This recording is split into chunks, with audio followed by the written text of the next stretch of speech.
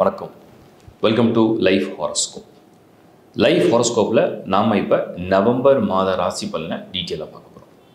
Life ஹாரோஸ்கோப்பில் நான் ரொம்ப ஜென்யூனாக சொல்கிறேன். சர்வீசஸ் எல்லாமே ரொம்ப கிளியராக ஜென்யூனாக ஸ்ட்ரெயிட் ஃபார்வர்டான ஆன்சரோடு தான் உங்களுக்கு சர்வீசஸ் கொடுக்குறோம். ஏகப்பட்ட சர்வீஸை நம்ம ஆட் பண்ணியிருக்கோம். வெப்சைட்குள்ளே போனீங்கன்னா தெரிஞ்சிடும். உங்கள் மேரேஜ் மேட்சிங், உங்கள் பர்சனல் ப்ரிடிக்ஷன், ஹாரோஸ்கோப் அனலைஸ் பண்ணுறது, ப்ளஸ் உங்களுக்கு வந்து கரியர் பற்றி நிறைய சப்ஜெக்டாக பிரித்து வச்சுருக்கோம். இது எதுவுமே ஏஐ ஜென்ரேட்டட் கிடையாது. டீமாக ஆஸ்ட்ராலஜிஸ்ட் தான் பர்சனல் சார்ட்டை செக் பண்ணி தான் ப்ரிடிக்ஷனாக கொடுக்குறோம்.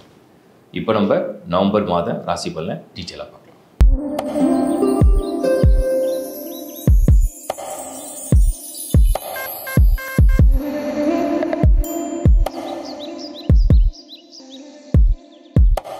மிதுன ராசி.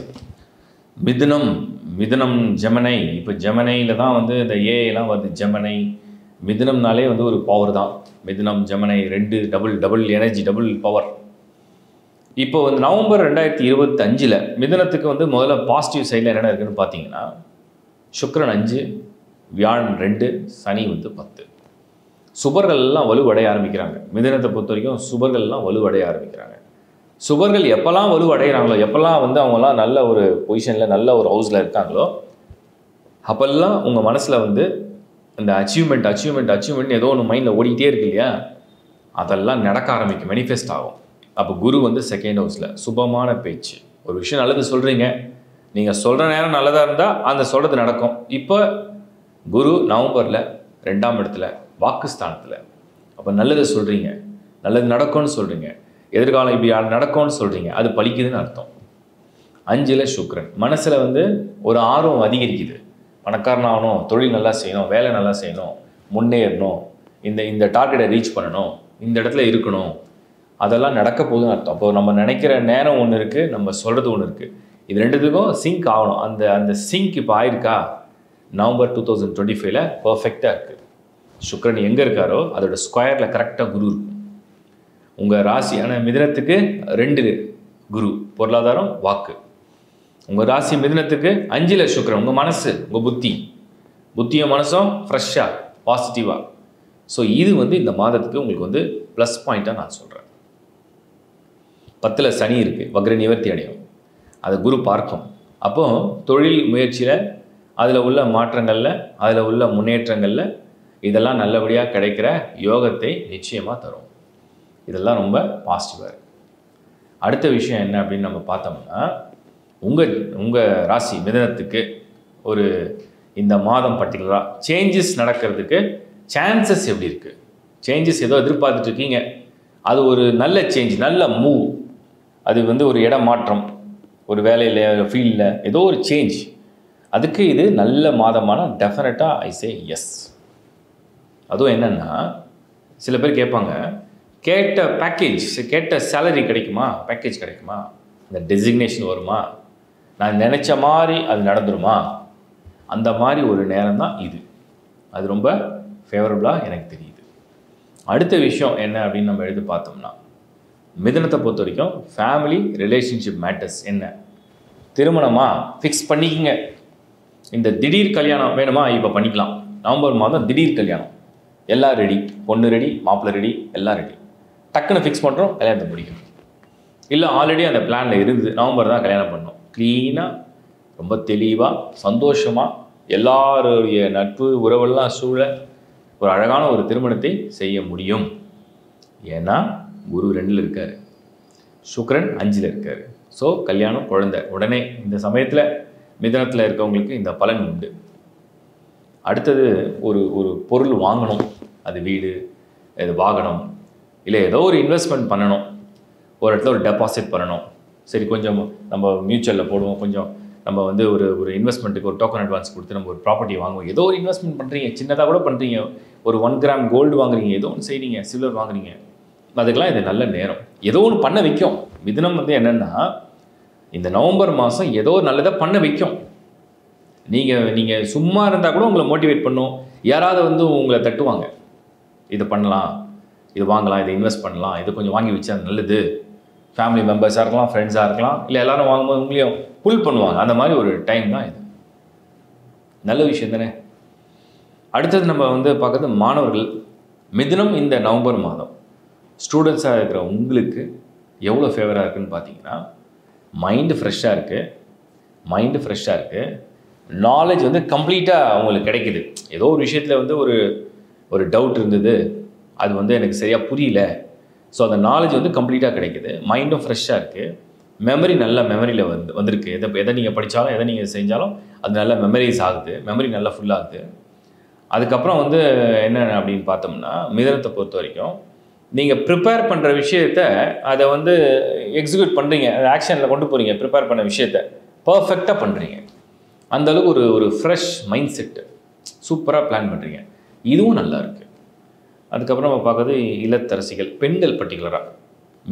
மிதுன ராசி பெண்கள் மன உளைச்சல் அதிகமாக லைஃப்பில் ஃபேஸ் பண்ணுறாங்கன்னா அதில் மிதுன ராசி பெண்கள் ஒரு பக்கம். காரணம் என்ன அப்படின்னா, ஆண்களை விட மிதுன ராசி பெண்கள் வந்து நிறைய மன உளைச்சலை ஃபேஸ் பண்ணுவாங்க டிஃபால்ட்டாக. எதையும் கேர்லெஸ்ஸாக கேர் பண்ணாமல் இருக்கிறது உண்டு. பட் அது ஒன்ஸ் அது ஃபேமிலி பொறுப்புன்னு வந்துடுச்சுன்னா தாங்கிக்க முடியாத மன உளைச்சலும் வரும். எல்லாரை பற்றியும் யோசிச்சே இருக்கிறது. இந்த மாதம் எல்லாரையும் பார்த்து இல்லை எல்லாரை பற்றியும் யோசிக்கும் போது கொஞ்சம் சந்தோஷமாக இருக்கே, பரவாயில்லையே, என்னோடய மகளுக்கு இது நடந்திருக்கே, என்னோடய மகனுக்கு இது நடந்திருக்கே, இல்லை எனக்கே இது கிடச்சிருக்கு, இல்லை எனக்கு ஒரு கல்யாணம் ஃபிக்ஸ் ஆகிருக்கு. அப்போ வந்து ஒரு பெண்கள் அப்படின்னு நம்ம சொல்லும் போது அவங்க வந்து திருமணம் ஆகாத பெண்களாக இருக்கிற பட்சத்தில் இந்த மாதிரி ஒரு எதிர்பார்ப்பு. திருமணம் ஆன பெண்கள், சப்போஸ் இல்லத்தரசிகள், அவங்க என்னென்னா குடும்பத்தில் ரொம்ப நாள் நம்ம எதிர்பார்த்து ஏங்கி காத்திருந்த விஷயங்கள்லாம் அப்போ நடக்குதே, ஒரு பாசிட்டிவாக இருக்கே, பரவாயில்லையே, பொருளாதாரம் நல்லா இருக்குது, கணவன் கொஞ்சம் ஆதரவாக பேசுகிறாரு, இல்லை எதிர்பார்த்த விஷயத்தை சப்போர்ட் பண்ணி கொடுக்குறாரு, இல்லை நான் ஒரு சின்ன ஒரு பிஸ்னஸ் மாதிரி சின்னதாக பண்ணணும்னு நினச்சேன், ஒர்க் ஃப்ரம் ஹோம் மாதிரி பண்ணணும்னு நினச்சேன், அதுக்கு எனக்கு ஒரு சப்போர்ட் கிடச்சிருக்கு, ஏதோ என் முயற்சி கொஞ்சம் வெற்றி அடைகிற மாதிரி தெரியுது அப்படிங்கிற ஒரு மன மகிழ்ச்சி அடையக்கூடிய ஒரு மாதம் இது. அடுத்த விஷயம் என்னென்னா, நம்ம பார்க்குறது வந்து ஹெல்த்து, ஆரோக்கியம் அப்படிங்கிறது மிதுனத்தை பொறுத்தவரைக்கும் இந்த மாதம் குரு, சனி, சுக்கிரன், சூரியன் ட்ரபுள் எதுவும் இல்லை, புதன் கூட கிடையாது, செவ்வாய் 6th ஹவுஸில் பெரிய லெவலில் ஒன்றும் இல்லை, எனக்கு தெரிஞ்சு பெருசாக ஒன்றும் தெரியல. மைனர் ஹெல்த் இஷ்யூஸ் எதாவது வந்தால் உண்டு, அது உங்கள் பர்சனல் ஹாரோஸ்கோப் படி அந்த தசாபுக்தியை பேஸ் பண்ணி. பேசிக்காக மிதுனத்துக்கு எப்பவுமே வாதம், வாயு சம்மந்தப்பட்ட தொல்லை இருக்கும், அது கண்ட்ரோல் இருந்தால் ஓகே தான். சீனியர் சிட்டிசன்ஸ், ஏதோ உங்கள் எண்ணங்களில் பலவிதமான ஓட்டங்கள், ஒரு முயற்சியில் ஈடுபட்டிருக்கு, ஏதாவது ஒன்று ஆக்கப்பூர்வமாக நம்ம செய்யணும், ஒரு முன்னேற்றத்தை நோக்கி நம்ம பயணம் இருக்கணும் அப்படின்னு நினச்சிங்கன்னா நிச்சயமாக அந்த முயற்சியை நீங்கள் எடுக்கலாம். அதுக்குண்டான நல்ல வாய்ப்பு இந்த சமயத்தில் இந்த சூழ்நிலையில் அது உண்டு அப்படின்னு நான் சொல்கிறேன். ஸோ பெஸ்ட் விஷஸ் மிதுன ராசியை சேர்ந்த எல்லாருக்கும். நவம்பர் மாதம் இனிப்பு வந்து நம்ம கொடுத்தா சாப்பிட்டோன்னே நமக்கு ஒரு உணர்வு வரும். அந்த மாதிரி உங்கள் வாழ்க்கையில் கடவுள் வந்து உங்களுக்கு வந்து ஸ்வீட் குட் நியூஸ் தருவார். வாழ்த்துக்கள். நீங்கள் பார்த்தது ஒரு பொதுவான ஒரு கருத்து, அதாவது ஜென்ரல் டிரான்சிஷனை பேஸ் பண்ணி நான் எவ்ரி மந்த்தும் அந்த ராசிக்கு ஒரு ப்ரிடிக்ஷனை கொடுக்குறேன், ரொம்ப வருஷமாக கொடுக்குறேன்.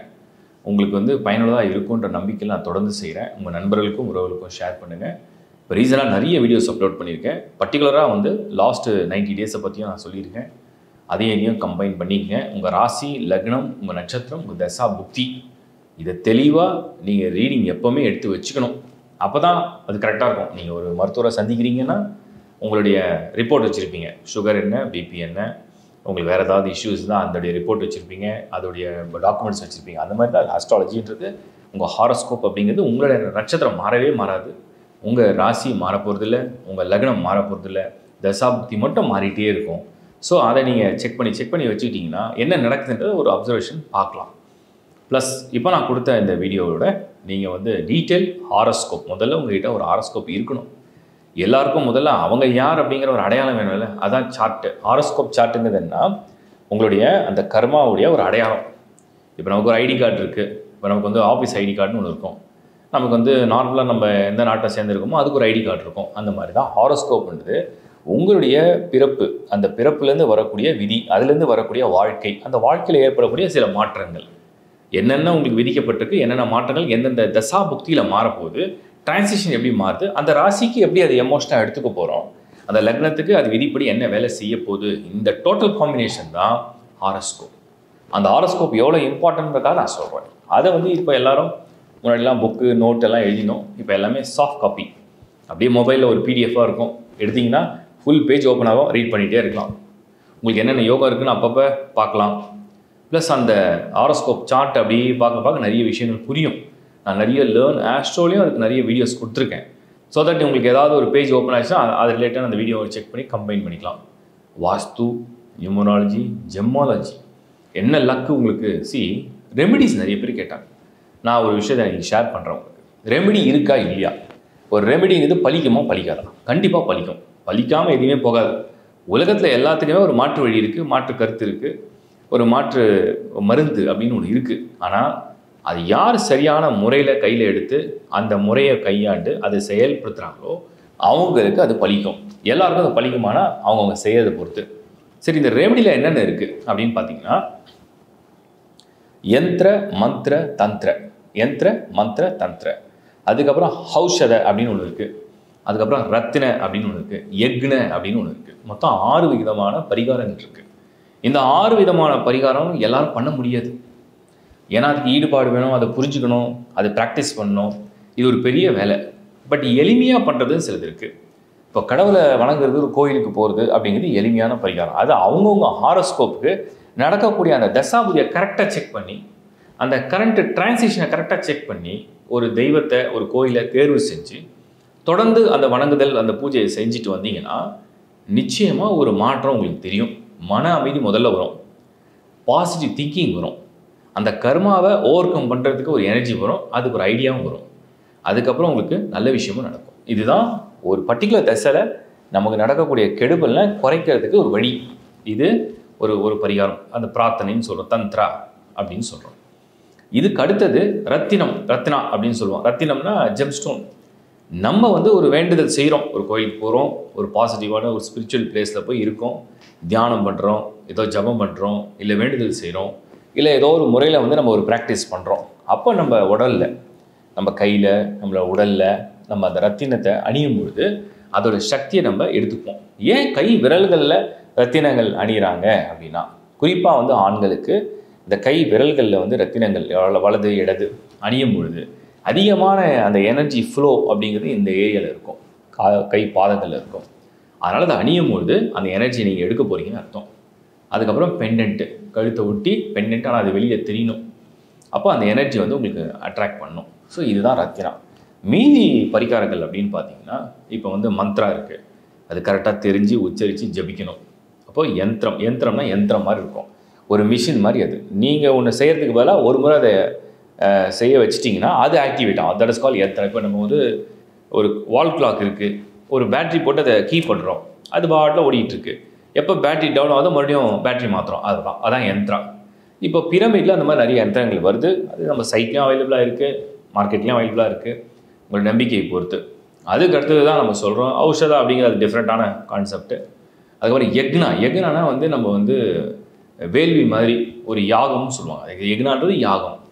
இப்போ ஒரு கணபதி ஹோமம் பண்ணுவோம், லக்ஷ்மி ஹோமம் பண்ணுவோம், சரஸ்வதி ஹோமம் பண்ணுவோம். ஹோமங்கள் நெருப்பில் நம்ம நமக்கு அந்த விருப்பமான பொருட்களை போட்டு நமக்கு தேவையான தெய்வங்களை அது நம்ம என்ன சொல்கிறது, வேண்டுதலுக்காக செய்யக்கூடிய பூஜை முறை, அதுதான் யக்னா. இப்படி நிறைய விதமான பரிகாரங்கள் இருக்குது. நமக்கு எது மேட்ச் ஆகுதுன்னு தெரிஞ்சு நமக்கு எது கம்ஃபர்டபுளாக செய்ய முடியுமோ அந்த ப்ராக்டிஸில் பண்ணிங்கன்னா டெஃபினட்டாக இது ரிசல்ட்ஸ் கொடுக்கும். அதனால தான் இன்னைக்கு நிறைய பேர் ரெமெடியே சொல்ல மாட்டீங்க, ரெமெடியே இல்லையான்னு கேட்டால் ஜென்ரலாக சொல்ல முடியாது. இப்படி என்னென்ன டைப் ஆஃப் ரெமெடிஸ் இருக்குன்றதை நான் சொல்கிறேன். அது உங்களுக்கு எது பொருந்துதோ அதை நீங்கள் செய்து கொள்ளலாம். நிச்சயமாக அதுக்கு ஒரு பலன் இருக்குது. முறையாக செஞ்சீங்கன்னா பலன் வரும். வாழ்த்துக்கள்.